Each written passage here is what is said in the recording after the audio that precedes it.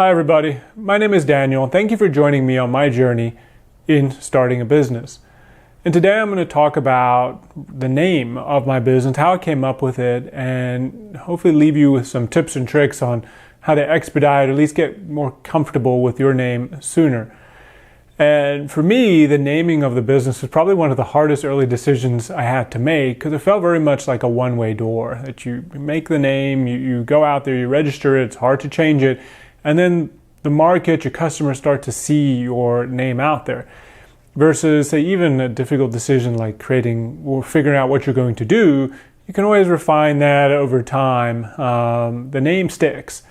And so I wanted to do it right. I wanted to do it once and do it right. And the process I went through was multifold. I started maybe with a shortcut. I wanted to start with a mashup of names. I thought maybe I could get by with combining words that conveyed what the business was going to do. So I looked at financial, business, consulting, and unfortunately ended up with words like FinCon, financial consulting.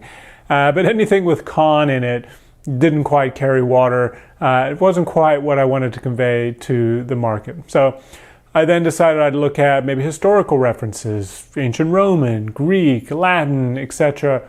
Kind of struck out there as well. Couldn't quite find a word that resonated. A couple cool ones, but not for at least the business that I was trying to put together now.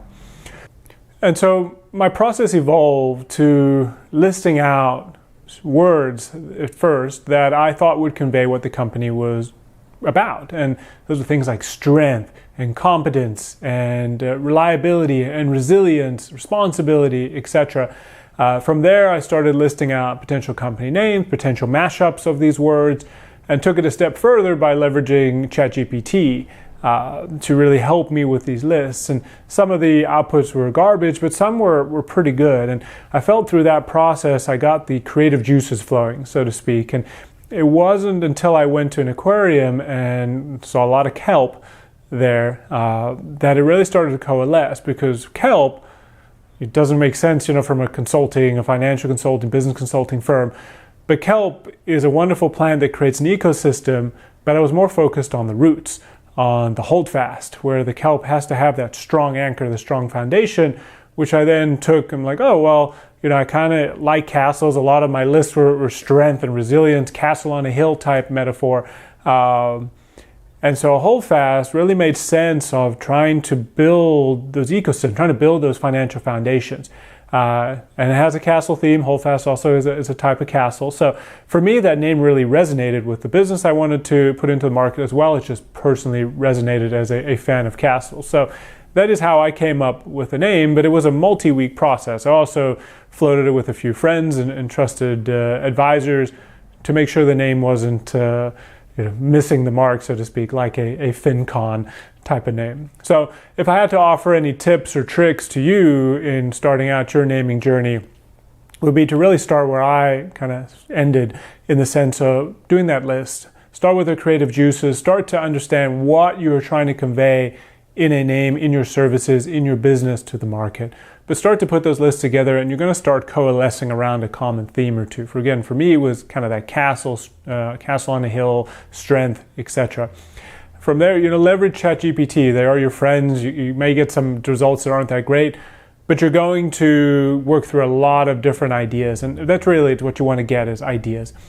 And then from there, you're going to start getting a few names. See if they're registered. See if you can have them. If not, are there different derivations of those names you could use online? And then from there, hopefully you found a name. If not, go with the tried and true. Start combining company names. You can always use your name if you're in a professional services firm.